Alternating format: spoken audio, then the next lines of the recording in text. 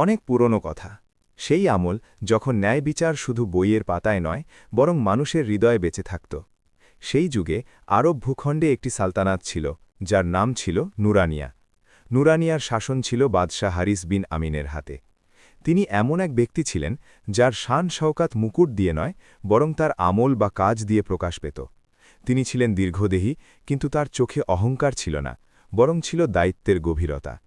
তিনি নিজেকে বাদশার চেয়ে আল্লাহর আমানফের পাহারাদার মনে করতেন বেশি। তাই তার মুখে প্রায়ই এই কথা শোনা যেত যে, শাসন তলোয়ার দিয়ে নয়, দোয়ার মাধ্যমে চলে। বাদশাহ হারিস সোনাদানা বা রাজপ্রাসাদের চেয়ে তার প্রজাদের নিয়ে বেশি চিন্তিত থাকতেন। ক্ষুধার্ত পেটের হাহাকার আর মজলুমদের নীরবতা তাকে ঘুম থেকে জাগিয়ে দিত। তিনি প্রতি সপ্তাহে রাজদরবারের দরজা সাধারণ মানুষের জন্য খুলে দিতেন, যাতে কেউ ন্যায়বিচার থেকে বঞ্চিত না হয়। শ্রমিক, বিধবা, এতিম শিশু এবং ভাগ্যের কাছে হেরে যাওয়া মানুষরা নির্ভয়ে তার সামনে ফরিয়াদ রাখত, এবং বাদশাহ পুরো মনোযোগ দিয়ে সবার কথা শুনতেন। এই কারণেই সালতানাতে এটি মশহুর বা বিখ্যাত হয়ে গিয়েছিল যে, যদি কোথাও সত্যিকারের ইনসাফ মেলে, তবে তা হারিসের দরবারেই মেলে। একদিন তেমনই একটি দিন ছিল যখন দরবারে মানুষের লম্বা লাইন লেগেছিল। কেউ ঋণ থেকে মুক্তি চাইছিল, কেউ কাজের খোঁজে এসেছিল, আবার কেউ তার অসুস্থ প্রিয়জনের চিকিৎসার জন্য সাহায্য চাইছিল। বাদশাহ প্রতিটি ফরিয়াদিকে ধৈর্যের সাথে শুনছিলেন এবং যতটা সম্ভব সাহায্য করছিলেন। কিন্তু তখনই লাইনের একদম শেষে দাঁড়িয়ে থাকা এক ব্যক্তি সবার আকর্ষণের কেন্দ্রবিন্দু হয়ে উঠল। তাকে কোনো সাধারণ ফরিয়াদি মনে হচ্ছিল না। তার চেহারায় সফরের ক্লান্তি ছিল, ধুলোমাখা কাপড় আর চোখে এক অদ্ভুত অস্থিরতা ফুটে উঠছিল, যেন সে কোনো বিশাল বোঝা বুকে চেপে দাঁড়িয়ে আছে। যখন সেই ব্যক্তি বাদশার সামনে পৌঁছল, পুরো দরবারে নিস্তব্ধতা নেমে এলো। বাদশাহ হারিস তার দিকে গভীরভাবে তাকালেন এবং নরম গলায় জিজ্ঞেস করলেন সে কি চায়। মুসাফির মাথা নিচু করে বলল যে সে ন্যায় বিচারের খোঁজে অনেক দূর থেকে এসেছে এবং তার শুধু বাদশার আদল বা ন্যায়পরায়ণতার ওপর ভরসা আছে। এটি শুনে বাদশার কপালে হালকা চিন্তার ভাঁজ পড়ল, কারণ তিনি জানতেন যে মানুষ এত দূর থেকে ইনসাফের আশা নিয়ে আসে, তার হৃদয়ের ক্ষত সামান্য হয় না। এখান থেকেই সেই গল্প শুরু হতে যাচ্ছিল, যা ধৈর্য, পরীক্ষা এবং আল্লাহর ওপর অটল বিশ্বাসের এক উজ্জ্বল দৃষ্টান্ত হয়ে থাকবে। এমন এক কাহিনী যেখানে ধনসম্পদ বা সিংহাসন নয়, বরং মানুষের ঈমান বা বিশ্বাস যাচাই করা হবে। মুসাফিরের গলায় কাঁপুনি ছিল, কিন্তু শব্দগুলো ছিল পরিষ্কার। সে জানালো যে তার নাম ইলিয়াস। সে একজন সাধারণ মানুষ যে একসময় এই সালতানাতেরই এক ছোট জনপদে পরিশ্রম করে দিন কাটাত। কিন্তু জালিম কর্মকর্তাদের অন্যায় তার ঘর, কাজ আর শান্তি সব কেড়ে নিয়েছে। সে জানালো যে সে অনেক দরজায় কড়া নেড়েছে, কিন্তু সব জায়গা থেকেই নিরাশ হয়েছে। অবশেষে বাদশাহ হারিসের ন্যায়বিচারের আশাই তাকে এখানে টেনে এনেছে। বাদশাহ তার কথা মন দিয়ে শুনলেন। তার চোখের দিকে তাকিয়ে অনুভব করলেন যে এই লোকটা মিথ্যে বলছে না। তিনি ইলিয়াসকে সান্ত্বনা দিলেন যে নুরানিয়ার মাটিতে কোনো মাজলুমের দীর্ঘশ্বাস বিফলে যায় না, এবং ইনসাফ অবশ্যই হবে। বাদশাহ তখনই তদন্তের হুকুম দিলেন এবং ইলিয়াসকে প্রাসাদের মেহমানখানায় থাকার ব্যবস্থা করে দিলেন। ইলিয়াসের মনে বছরের পর বছর পর শান্তির এক হালকা ঢেউ খেলে গেল, কিন্তু কপাল তার জন্য এখনও অনেক পরীক্ষা লিখে রেখেছিল। কিছুদিনের মধ্যেই তদন্তে প্রমাণিত হল যে ইলিয়াসের সাথে জুলুম করা হয়েছিল, কিন্তু সেই জালিম কর্মকর্তারা এতটাই শক্তিশালী ছিল যে তাদের শাস্তি দেওয়া সালতানাতের জন্য এক বড় সিদ্ধান্তের বিষয় ছিল। বাদশাহ হারিস রাত জেগে ভাবতেন, কারণ তিনি জানতেন যদি ইনসাফ অর্ধেক হয় তবে তা হবে তার সিংহাসনের হার, আর যদি পূর্ণ ইনসাফ হয় তবে অনেক শক্তিশালী শত্রু তৈরি হবে। এই দোটানার মধ্যেই বাদশার একমাত্র মেয়ে আয়েশার কথা তার বারবার মনে আসছিল। আয়েশা ছোটবেলা থেকেই আলাদা মেজাজের ছিল। রাজপ্রাসাদের জৌলুস, দামি পোশাক বা গয়নার প্রতি তার কোনো আগ্রহ ছিল না। সে প্রায়ই গরিবদের মাঝে বসে তাদের কথা শুনত এবং প্রতিটি নিয়ামতের জন্য বলত যে সবই আল্লাহর রহমত। বাদশাহ তার মেয়েকে খুব ভালোবাসতেন, কিন্তু কোথাও যেন তার মনে এই খেয়াল চেপে বসেছিল যে আয়েশা দুনিয়ার কঠিন বাস্তবতা সম্পর্কে অবগত নয়। এক সন্ধ্যায় যখন বাদশাহ তার কক্ষে গভীর চিন্তায় ডুবেছিলেন, আয়েশা তাকে ইলিয়াসের ব্যাপারে জিজ্ঞেস করল এবং বলল যে মাজলুমকে সাহায্য করা শুধু সিংহাসনের দায়িত্ব নয়, বরং ঈমানের পরিচয়। তার কথায় উপদেশ ছিল, কিন্তু বাদশার মাথায় তখন সালতানাতের রাজনীতি চেপে বসেছিল। তিনি আয়েশার দিকে তাকালেন এবং প্রথমবার তার সরলতাকে এক চ্যালেঞ্জের মতো মনে হল। সেই মুহূর্তে তার মনে এমন এক সিদ্ধান্ত জন্ম নিল যা আগামীতে অনেক মানুষের জীবনের মোড় ঘুরিয়ে দিতে যাচ্ছিল।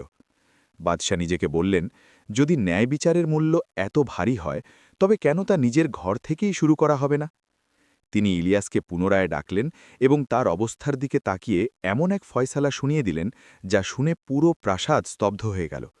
এই সিদ্ধান্ত শুধু ইলিয়াসের জন্য এক নতুন পরীক্ষা ছিল না, বরং আয়েশার জীবনেরও সবচেয়ে বড় পরীক্ষা হতে যাচ্ছিল। এমন এক পরীক্ষা যেখানে ধৈর্য, কঠোর পরিশ্রম এবং আল্লাহর উপর ভরসার আসল ছবি সামনে আসার কথা ছিল। গল্পটি এখান থেকে এক নতুন মোড়ে পৌঁছে গিয়েছিল, যেখানে সিংহাসন ও মুকুট পেছনে ফেলে মানুষের আসল উচ্চতা পরিমাপ করা হবে। বাদশাহ হারিসের ফয়সালা শোনামাত্রই দরবারে নিস্তব্ধতা নেমে এলো এবং প্রতিটি মুখে বিস্ময় ফুটে উঠল, কারণ তিনি ঘোষণা করলেন যে ইলিয়াসের নির্দোষিতা প্রমাণিত হওয়ার পর তাকে শুধু ক্ষতিপূরণ দেওয়া হবে না, বরং তার জীবনের গতিপথই বদলে দেওয়া হবে। বাদশাহ বললেন যে ইনসাফ মানে শুধু ক্ষতে মলম লাগানো নয়, বরং মজলুমকে সম্মানের সাথে দাঁড় করিয়ে দেওয়া। আর এই কথা বলেই তিনি তার মেয়ে আয়েশার নিকাহ ইলিয়াসের সাথে করার হুকুম দিয়ে দিলেন।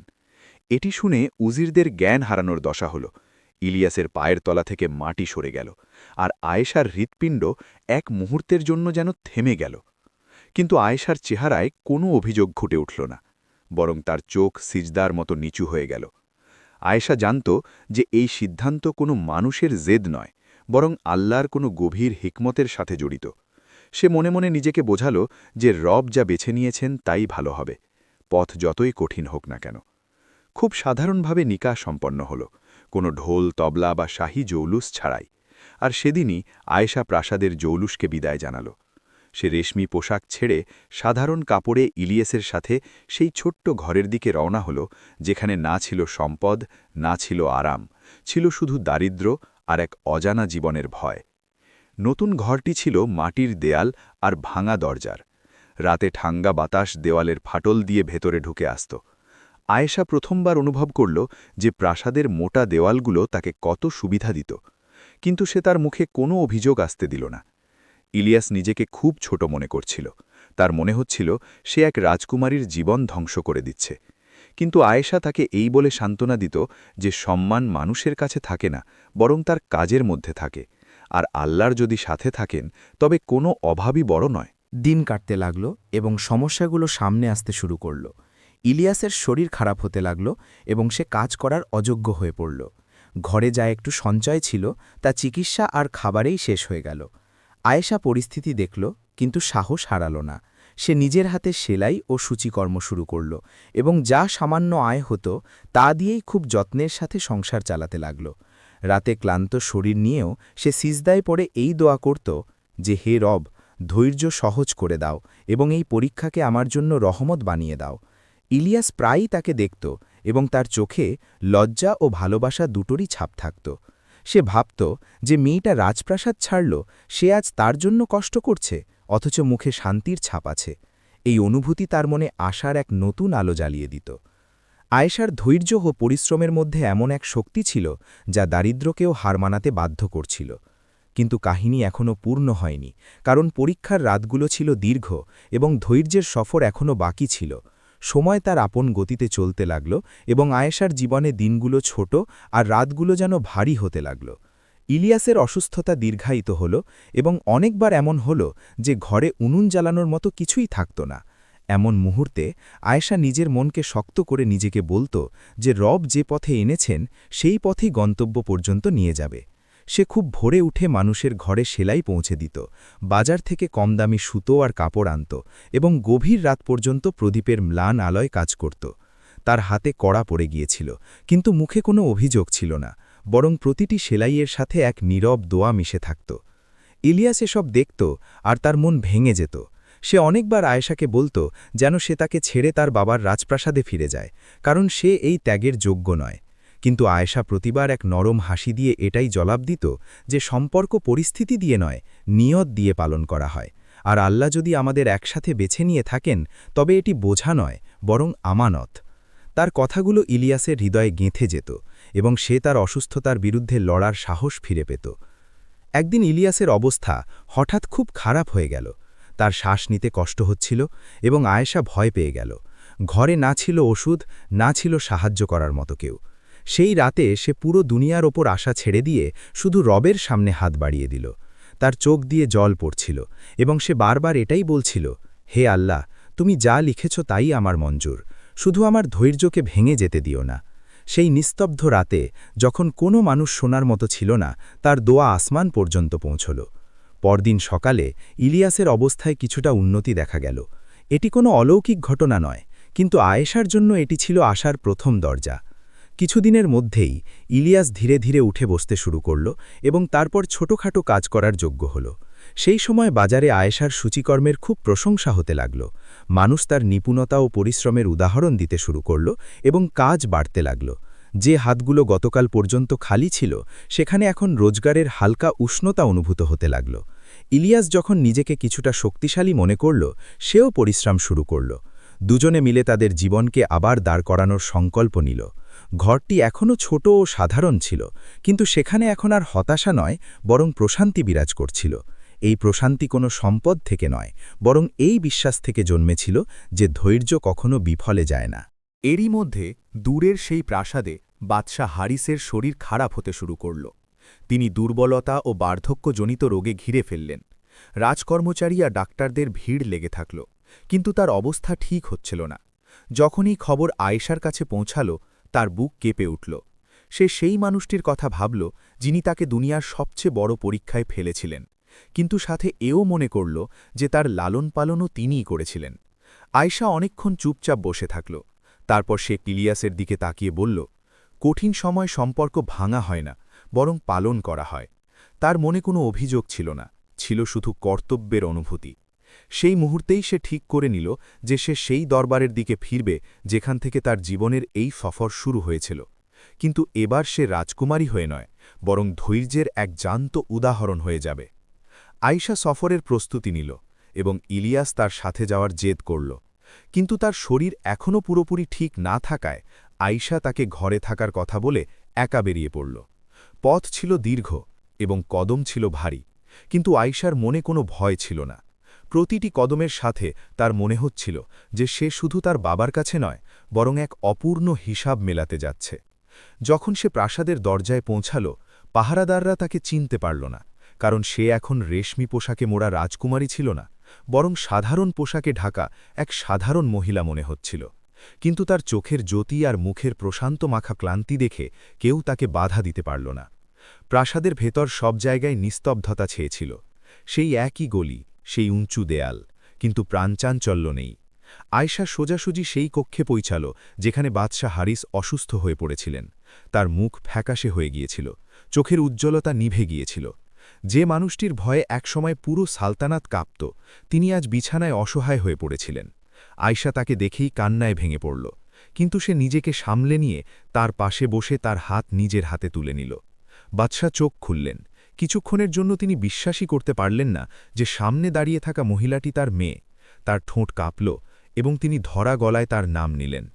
আয়েশা নরম সুরে জবাব দিল এবং বলল যে সে অভিযোগ নিয়ে নয়, বরং দোয়া নিয়ে এসেছে। তার কথাগুলো বাদশার হৃদয়ে গেঁথে গেল।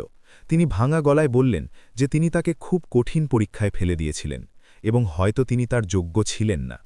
আয়েশা তার কথা থামিয়ে দিয়ে বলল, যা কিছু হয়েছে তা মানুষের সিদ্ধান্ত ছিল, কিন্তু তার ফলাফল আল্লাহর ইচ্ছায় বেরিয়েছে। এবং সে ধৈর্য থেকে যা শিখেছে তা প্রাসাদের দেয়ালগুলো কোনোদিন শেখাতে পারত না। আয়েশা নিজের হাতে বাদশার সেবা করতে লাগল। সে তার জন্য ওষুধ আনত, জল খাওয়াত এবং রাতে তার শিয়রে বসে দোয়া করত। প্রাসাদের খাদেমরা অবাক হয়ে দেখছিল যে মেয়েকে এই প্রাসাদ থেকে অত্যন্ত সাধারণভাবে বিদায় দেওয়া হয়েছিল, আজ সেই মেয়েটি কোনো গ্লানি ছাড়াই সেবা করছে। কিছুদিনের মধ্যেই বাদশার অবস্থার উন্নতি হতে শুরু করল। তার চোখে প্রাণ ভিড়ে আসতে লাগল এবং তার বুক থেকে এক বিশাল বোঝা নেমে গেল, কারণ তিনি নিজের চোখে ধৈর্যের ফল দেখতে পেয়েছিলেন। যখন বাদশাহ কিছুটা সুস্থ হলেন, তিনি আয়েশার কাছে ইলিয়াসের কথা জিজ্ঞেস করলেন। আয়েশা হেসে জানাল যে সে পরিশ্রম আর দোয়ার মাধ্যমে নিজের জীবন আবার গুছিয়ে নিয়েছে। এটি শুনে বাদশার চোখে জল চলে এলো। তিনি উপলব্ধি করলেন যে তিনি যে মানুষটিকে মাজলুম মনে করে যাচাই করেছিলেন, সে আজ সম্মান আর সাহসের সাথে দাঁড়িয়ে আছে। সেই মুহূর্তে বাদশাহ তার মনে এক সিদ্ধান্ত নিলেন, এমন এক সিদ্ধান্ত যা শুধু এক মেয়ের জন্য নয়, বরং পুরো সালতানাতের জন্য এক উদাহরণ হতে যাচ্ছিল। পরদিন সকালে বাদশাহ হারিস সমস্ত উজির ও দরবারীদের প্রাসাদে সমবেত হওয়ার হুকুম দিলেন। খবরটি আগুনের মতো ছড়িয়ে পড়ল যে বাদশাহ আবার দরবারে বসবেন। মানুষ অবাক ছিল, কারণ সবাই জানত তার শরীর এখনও পুরোপুরি সুস্থ হয়নি। কিন্তু যখন বাদশাহ কক্ষ থেকে বাইরে এলেন, তার পায়ে দুর্বলতা থাকলেও মুখে এক অদ্ভুত তৃপ্তি আর চোখে এক দৃঢ় বিশ্বাস ফুটে উঠছিল। আয়েশা তার পেছনে নীরবভাবে আসছিল, না কোনো রাজকুমারীর মতো, না কোনো আভিজাত্যের সাথে, বরং শুধুমাত্র একজন নেক মহিলার মতো। দরবারে পৌঁছেই বাদশাহ ইশারায় সবাইকে চুপ করালেন এবং গম্ভীর গলায় কথা বলতে শুরু করলেন। তিনি বললেন যে সালতানাত তলোয়ার আর সিংহাসন দিয়ে নয়, বরং ইনসাফ, ধৈর্য এবং আমানত দিয়ে চলে। তিনি স্বীকার করলেন যে তিনি তার মেয়েকে যাচাই করার নামে এক কঠিন সিদ্ধান্তে ফেলে দিয়েছিলেন, কিন্তু সেই সিদ্ধান্তই তাকে তার নিজের দুর্বলতা দেখিয়ে দিয়েছে। দরবারীদের মুখে বিস্ময় ছিল, কারণ তারা কোনোদিন কোনো বাদশাকে নিজের অন্যায় স্বীকার করতে দেখেনি। তারপর বাদশাহ উজিরে আজমকে সামনে ডাকলেন এবং বললেন যে ইলিয়াসকে দরবারে হাজির করা হোক। কিছুক্ষণ পর ইলিয়াস সাধারণ পোশাকে মাথা নিচু করে দরবারে প্রবেশ করল। সে কোনোদিন কল্পনাও করেনি যে প্রাসাদ থেকে সে নীরবে বেরিয়েছিল, সেখানেই একদিন সম্মানের সাথে ডাকা হবে। আয়েশার নজর তার ওপর পড়লে তার চোখ কৃতজ্ঞতায় ভরে উঠল, কিন্তু সে কিছু বলল না। বাদশাহ ইলিয়াসকে বললেন যে সে অভাবের মাঝেও ঈমান আর পরিশ্রমের পথ ছাড়েনি, এবং এটাই সেই সম্পদ যা কোনো ধনভাণ্ডারের চেয়েও বড়।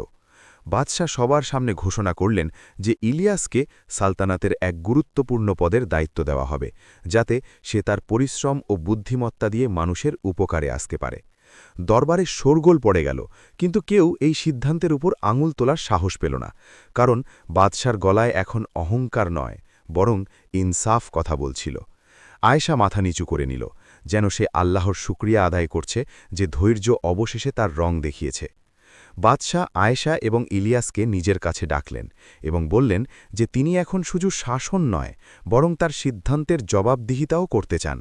তিনি বললেন, সম্পর্ক সিংহাসন দিয়ে নয়, মন দিয়ে পালন করা হয়, আর যে হৃদয় ভেঙে গিয়েছে তা জোড়া লাগানো বাদশার সবচেয়ে বড় দায়িত্ব। আয়েশা এবং ইলিয়াস উভয়ের চোখ ভিজে এলো, কিন্তু তাদের চেহারায় এক অদ্ভুত প্রশান্তি ছিল, যেন এক দীর্ঘ পরীক্ষা আজ শেষ হয়েছে। প্রাসাদের দেওয়ালগুলো, যা একসময় কঠোরতা আর নীরবতার সাক্ষী ছিল, আজ তা দোয়া আর আশার গুঞ্জনে ভরে উঠল। মানুষ দেখল যে যখন শাসনে তওবা আর ইনসাফ চলে আসে, তখন ভাগ্যও বদলে যায়। এই কাহিনী শুধু এক বাবা আর মেয়ের কাহিনী রইল না, বরং এটি প্রতিটি সেই মানুষের দৃষ্টান্ত হয়ে গেল যারা ধৈর্যকে দুর্বলতা নয়, বরং শক্তি মনে করেছে, এবং অবশেষে সেই ধৈর্য তাকে সম্মান ও শান্তির গন্তব্যে পৌঁছে দিয়েছে। দরবারের সেই ঘোষণার পর সালতানাতে ধীরে ধীরে বদল অনুভূত হতে লাগল। ইলিয়াস পদ পাওয়ার পর সবার আগে নিজের অতীত জীবনকে স্মরণ করল এবং সেই স্মৃতিকেই নিজের পথ বানাল। সে প্রাসাদে বসে হুকুম জারি করা কোনো অফিসার হল না, বরং রোজ শহরের গলি, বাজার আর প্রত্যন্ত অঞ্চলে গিয়ে মানুষের অবস্থা নিজের চোখে দেখতে শুরু করল। যে ফরিয়াদ আগে কাগজের নিচে চাপা পড়ে যেত, তা এখন সরাসরি শোনা হতে লাগল। মানুষ প্রথমবার বুঝতে পারল যে শাসনের মানে শুধু সিংহাসন নয়, বরং দায়িত্বও বটে। আয়েশা আগের মতো প্রাসাদের চাকচিক্যে ফিরে যায়নি। সে নিজের জন্য কোনো বিশেষ পদ বা আয়েশ চাইল না।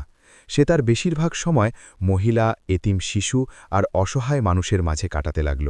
যে গলিগুলোতে একসময় সে একজন সাধারণ মহিলা হয়ে ধৈর্যের পরীক্ষা দিয়েছিল, সেখানেই এখন সে আশার আলো হয়ে ফিরতে লাগল। মানুষ তাকে রাজকুমারী নয়, বরং রহমত বলতে শুরু করল।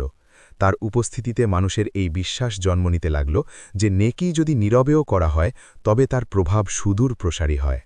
বাদশাহ হারিস প্রায়ই একা বসে ফেলে আসা সময়ের কথা ভাবতেন। তার নিজের ভুলের জন্য আক্ষেপ ছিল, কিন্তু মনে এক শান্তিও ছিল যে আল্লাহ তাকে নিজেকে শোধরানোর সুযোগ দিয়েছেন। তিনি এখন রাগ বা সন্দেহের বশবর্তী হয়ে সিদ্ধান্ত নিতেন না। প্রতিটি হুকুমের আগে তিনি নিজেকে একটি প্রশ্ন করতেন যে যদি আজ সেই একই সিদ্ধান্ত তার মেয়ের জন্য হতো, তবে কি তিনি একে ইনসাফ বলতে পারতেন? এই প্রশ্নই তার শাসনকে আগের চেয়ে অনেক বেশি মজবুত করে দিয়েছিল। সালতানাদের বাইরের এলাকাগুলোতেও এই কথা ছড়িয়ে পড়ল যে নুরানিয়ায় এখন এমন এক সময়ে এসেছে যেখানে গরিবের কথা শোনা হয়। দূর দূরান্ত থেকে মানুষ আসতে লাগল, কেউ সাহায্যের জন্য, কেউ শেখার জন্য, আবার কেউ শুধু এটা দেখার জন্য যে সত্যিই কি ধৈর্য আর সত্যের ফল পাওয়া যায়। যেই ফিরত সে সাথে করে এই কাহিনী অবশ্যই নিয়ে যেত যে কিভাবে এক মেয়ের ধৈর্য একজন বাদশার হৃদয় বদলে দিল। সময় কাটতে লাগল, কিন্তু এই কাহিনীর প্রতিধ্বনি কমল না। মানুষ তাদের সন্তানদের এই গল্প শোনাত যে শক্তি শুধু শাসনে থাকে না, আসল শক্তি সঠিক সময়ে সঠিক কথা বলা এবং সহ্য করার মধ্যে থাকে। আয়েশা এবং ইলিয়াস কোনোদিন নিজেদের নামের ফলক লাগাননি, কিন্তু মানুষের হৃদয়ে তাদের জায়গা আপনা আপনি তৈরি হয়ে গেল। আর এভাবেই এই দাস্তান কোনো যুদ্ধ, কোনো ক্ষমতা দখল বা কোনো রক্তপাতের মাধ্যমে শেষ হয়নি, বরং ধৈর্য, তওবা আর ইনসাফের সেই পাঠের মাধ্যমে শেষ হল যা সময়ও মুছে দিতে পারেনি। এই কারণেই বছরের পর বছর পার হওয়ার পরও যখন সেই দেশের নাম নেওয়া হতো, মানুষ বলত সেখানে এমন এক যুগ পার হয়েছে যখন ইনসানিয়াত বা মানবতা বাদশাহীর চেয়ে বড় হয়ে গিয়েছিল। সময় তার আপন গতিতে চলল, মানুষ বদলালো, চেহারা বদলালো, কিন্তু এই সত্য বদলালো না যে আসল বাদশাহী সেটাই যা মানুষের হৃদয়ে রাজত্ব করে, আর আসল জয় সেটাই যা মানুষকে মানুষ বানিয়ে রাখে। আল্লাহ হাফেজ বন্ধুরা, নিজের খেয়াল রাখবেন, আবার দেখা হবে।